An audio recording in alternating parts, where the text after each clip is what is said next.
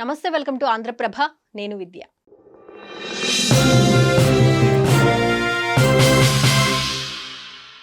MLC కవిత ఇప్పుడు తెలంగాణ రాజకీయాల్లో మారుమోగిపోతున్న పేరు. బీఆర్ఎస్ అధినేత కేసీఆర్ కు రాసిన లేఖ బయటకు రావడంతో పార్టీలో అంతర్గత పోరు నెలకొంది.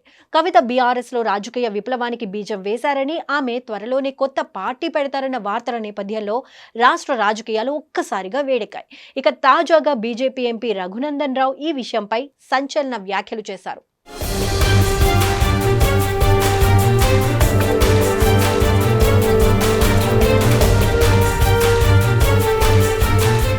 ఎమ్మెల్సీ కవిత జూన్ 2న అంటే తెలంగాణ ఆవిర్భావ దినోత్సవం రోజున కొత్త party పెట్టబోతుందన్నారు BJP MP Raghunandan Rao. తనకు తానుగా ఓ రాజకీయ శక్తిగా ఎదగాలని ప్రయత్నిస్తోంది అని అన్నారు.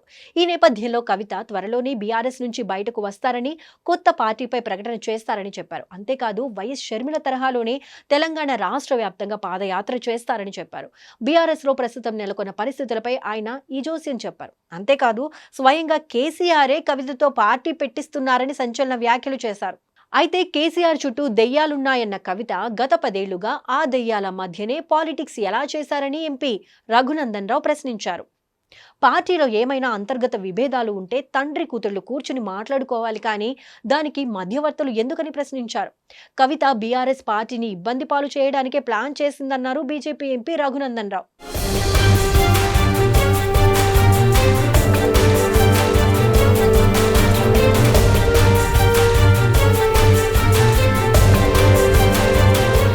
ఓవైపు కొత్త పార్టీ వార్తలు జోరుగా వస్తున్న ఈ సమయంలోనే ఎమ్మెల్సీ కవిత ఆమె నివాసంలో సింగరేణి ప్రాంత తెలంగాణ జాగృతి నేతలతో సమావేశమయ్యారు. దీంతో ఆమె కొత్త పార్టీ పెడతారన్న వ్యాఖ్యలకు మరింత బలం చేకూరింది. అయితే కేసీఆర్ కు రాసిన తన లేఖ బయటకు రావడంతో పాటు ప్రస్తుతం నెలకొన్న పరిస్థితులపై కవిత వారితో చర్చించారని తెలుస్తోంది.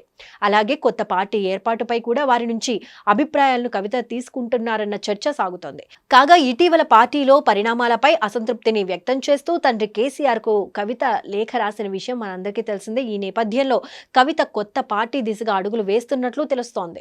ఇప్పటికే కవిత వ్యవహారంపై కేసీఆర్ తో పార్టీ వర్కింగ్ ప్రెసిడెంట్ కేటీఆర్ సుదీర్ఘ సమావేశం నిర్వహించారు. కవిత కామెంట్స్, ఈ నేపథ్యంలో అనుసరించాల్సిన వ్యూహాలపై కేసీఆర్ తో ఆయన చర్చించారని తెలిసిందే. అయితే కవిత ఎపిసోడ్ పై ఎవరు ఎక్కడా మాట్లాడొద్దని కేటీఆర్ కు కేసీఆర్ సూచించారని సమాచారం. ఈ క్రమంలోనే ఇటీవల కేటీఆర్ ప్రెస్ మీట్ లో కవిత పేరు కూడా ప్రస్తావించలేదని తెలుస్తోంది.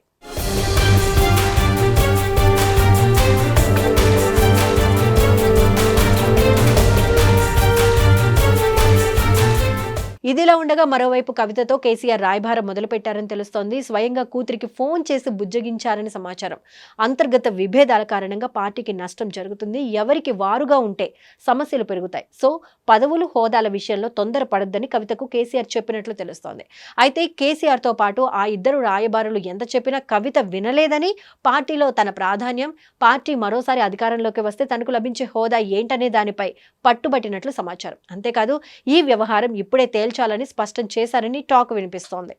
కేసీఆర్ బుజ్జగింపులు పనిచేస్తాయా లేదా బీజేపీ నేతలు చెబుతున్నట్లు కవిత బీఆర్ఎస్ ను వీడనున్నారా? ఆమె కొత్త పార్టీ వెనుక కేసీఆర్ పాత్ర ఉందా? కేసీఆరే తమ నాయకుడు, ఆయన నాయకత్వంలోనే పనిచేస్తామన్న కవిత సడన్ గా జాగృతి నేతలతో సమావేశం కావడం ఏంటి అన్నది తెలియాలంటే మరికొంత సమయం అయితే వేచి చూడాల్సిన పరిస్థితి కనిపిస్తోంది. సో ఇదంతా ఒకెత్తైతే కవిత గారి వెనకాల రేవంత్ రెడ్డి గారి హస్తం కూడా ఉంది. అంటే రేవంత్ రెడ్డి గారు కవిత వేరే పార్టీ పెట్టడానికి కూడా సహాయ సహకారాలు అందిస్తున్నారు, మాటల ద్వారానే కావచ్చు, ఇంకేదైనా కావచ్చు అనే వాదనలు కూడా వినిపిస్తున్నాయి. సో రాజకీయ పరంగా ఏమైనా సాధ్యమే కావచ్చు, అది ఎంతవరకు నిజం అనేది తెలీదు. కానీ కవిత గారికి రేవంత్ రెడ్డి గారు ఒక మంచి ఫ్రెండ్. సో ఏదైనా సలహాలు సూచనలు ఇచ్చే ఛాన్స్ ఉంది. ఎందుకంటే చాలా సందర్భాల్లో కేసీఆర్ పైన, కేటీఆర్ పైన రేవంత్ రెడ్డి మాటల యుద్ధం ప్రకటించిన కవిత గారిని ఇప్పుడు కూడా ఏమీ అనలేదు. కవిత గారు కూడా రేవంత్ రెడ్డి గారిని ఎప్పుడు నిందించింది కూడా లేదు. అండ్ ఈ తరహా కోణంలో కూడా కొంతమంది మాటలు, కొంతమంది వాదనలు వినిపిస్తున్నారు. కవిత వేరే పార్టీ పెట్టడానికి రేవంత్ రెడ్డి గారు వెనకాల ఉండి నడిపిస్తున్నారు అనే వాదన కూడా ఉంది. ఈ వాదనలకు లేకపోతే ఈ క్వశ్చన్స్కి లేకపోతే ఈ ప్రశ్నలకు సమాధానం ఖచ్చితంగా దొరకాలంటే కొంతకాలం అంటే జూన్ 2 వరకు అయితే వేచి చూడాలి ఏం జరుగుతుంది అనేది. మొత్తానికి కవిత గారి టాపిక్ అయితే హాట్ టాపిక్ అని చెప్పుకోవాలి. చూద్దాం, రాజకీయాల్లో ఏదైనా సాధ్యమే కదా, ఎవరు ఎప్పుడు ఎక్కడ ఎలా ఉంటారనేది అయితే మనమైతే చెప్పలేము. సో దాన్ని బట్టి చూడాలి. కవిత సడెన్‌గా జాగృతి నేతలతో సమావేశం కావడము, లేకపోతే కొత్త పార్టీపై ఇంత జోరుగా ప్రచారం జరగడం, నిప్పులెందే పొగ రాదు అని అంటూ ఉంటారు కాబట్టి ఎంతో కొంత కాన్ఫిడెన్షియల్ మెసేజ్ ఉండబట్టే ఇటువంటి వార్తలు బయటకు వస్తున్నాయనేదైతే ఖచ్చితంగా అయితే చెప్పగలం. చూద్దాం ఏం జరుగుతుందో.